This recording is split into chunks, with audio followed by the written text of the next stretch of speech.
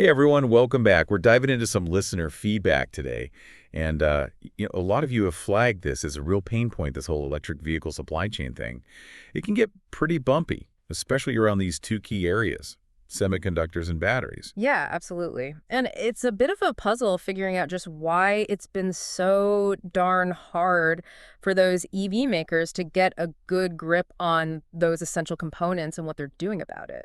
So consider this your guide. Like, we're going to break down the root of this issue and why it's been so tricky for manufacturers to get their hands on what they need, with this whole surge in demand for EVs. Right, exactly. Because it kind of snuck up on everyone, right? Like, I mean, with more people thinking green, plus those government incentives sweetening the deal, we've seen this huge jump in folks wanting to go electric. But, Yeah. ramping up production that fast, it's really stretched manufacturers thin, showing some weak spots in the whole supply chain, especially when we're talking about those super important bits, semiconductors and batteries that basically make EVs tick. Okay, so let's untangle this whole semiconductor mess first.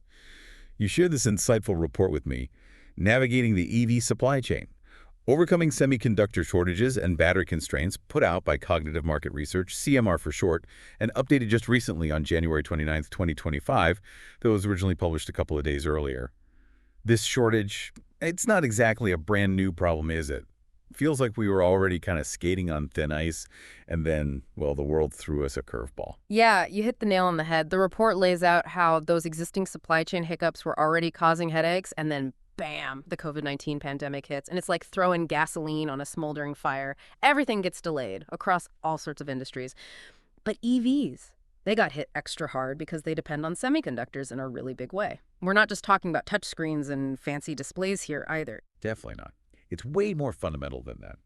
This CMR report really drives home the point that semiconductors are like the unsung heroes behind almost every single electronic system inside an EV. I mean, think about it. Safety features like your anti-lock brakes, airbag deployment, even how the battery itself gets managed, monitoring voltage, temperature, making sure charging and discharging all work properly. Without these tiny chips, you just can't have a safe, working electric vehicle. Couldn't have said it better myself. And to tackle this whole bottleneck, the report dives into some really key strategies. One of the big ones was diversifying that supply chain. Not putting all your eggs in one basket. They talk about identifying and locking down multiple sources, reliable ones, for those crucial chips. And that often meant teaming up with some big name semiconductor manufacturers. Makes a lot of sense, right?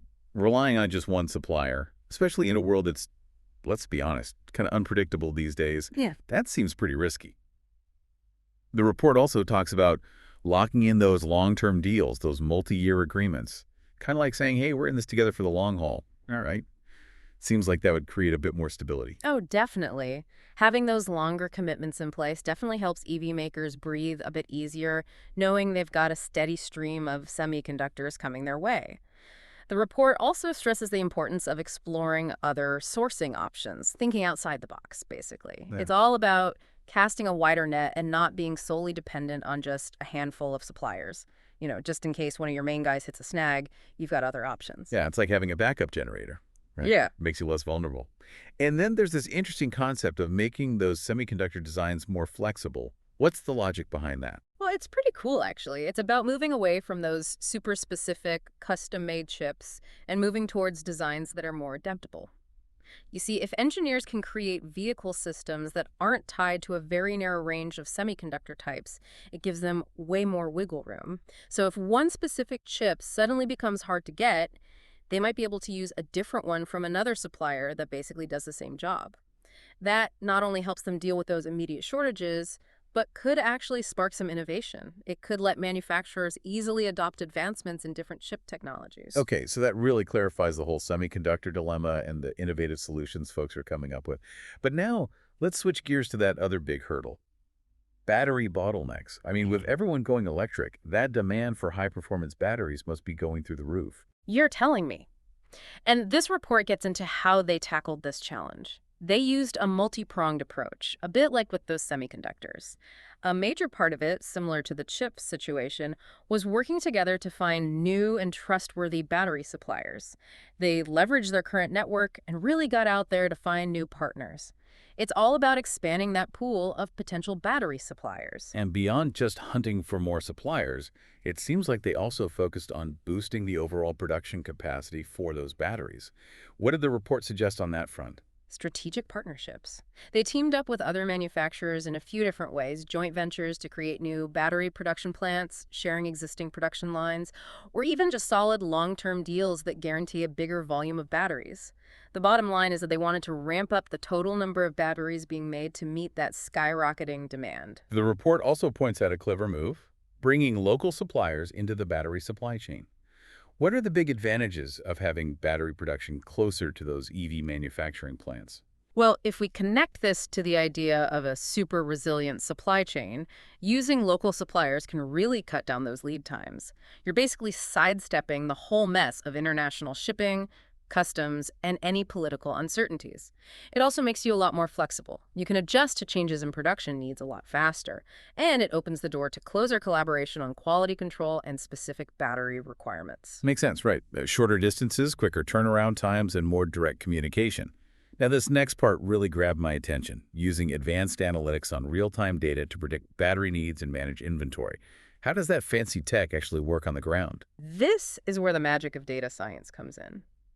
By constantly crunching real-time data on production output, sales trends, and even using predictive models to see future demand, you can get a way more accurate forecast of exactly how many batteries you'll need and when. This whole enhanced supply chain visibility, often driven by machine learning algorithms that can spot those tiny patterns that humans might miss, it lets you optimize production schedules and, really importantly, get those vehicles delivered on time consistently.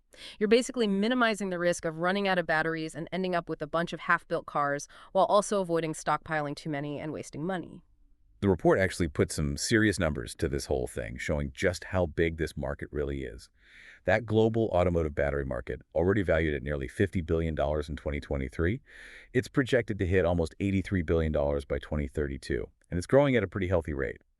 Those numbers really highlight the massive scale of battery demand we're facing. They do. And they point to not just the size of the market now, but how fast it's going to grow. It emphasizes the need for a really solid battery supply chain that can keep up with this explosion in the electric vehicle market.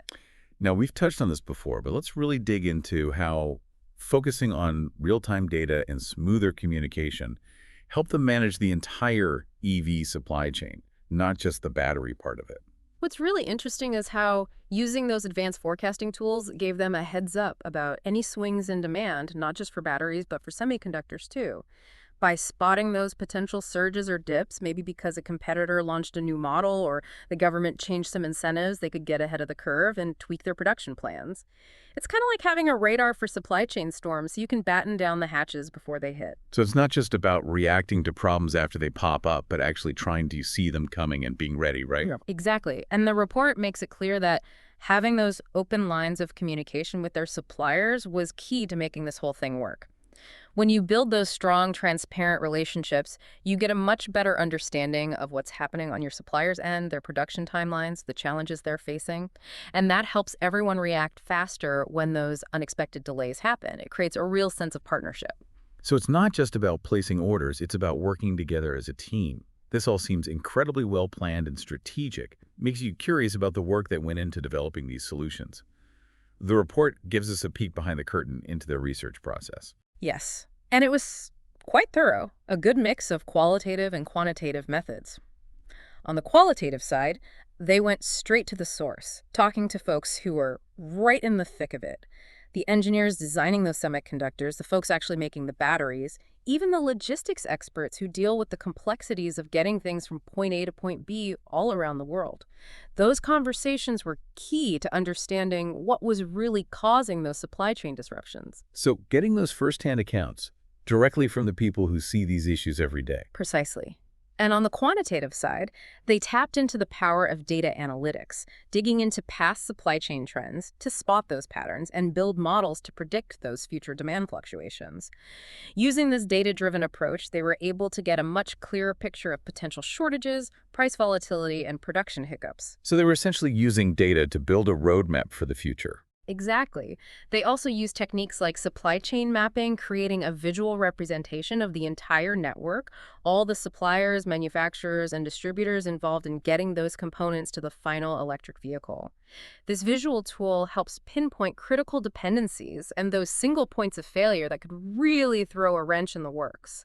And they didn't stop there. They used scenario planning, basically what-if exercises, where they imagined different disruptive events like a natural disaster impacting a key supplier, and then figured out how to deal with those situations beforehand. So it's like giving the supply chain a stress test to find those weak spots and figure out how to reinforce them. That's a great way to put it. And the report mentions that they also looked at what other big EV makers were doing, their competitors facing similar supply chain challenges.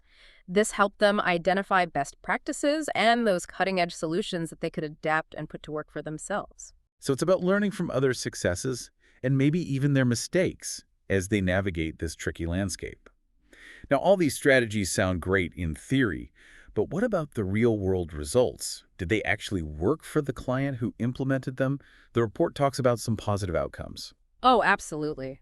Implementing these solutions led to some really great improvements. The report highlights a significant decrease in those frustrating production delays thanks to a more reliable supply of both semiconductors and batteries.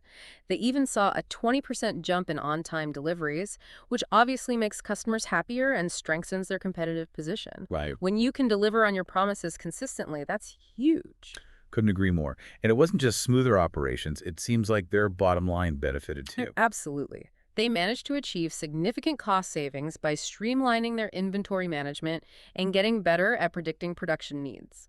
By cutting down on the costs of holding too much inventory and avoiding those pricey disruptions caused by running out of parts, they made their supply chain leaner and more efficient. It makes perfect sense from a business perspective.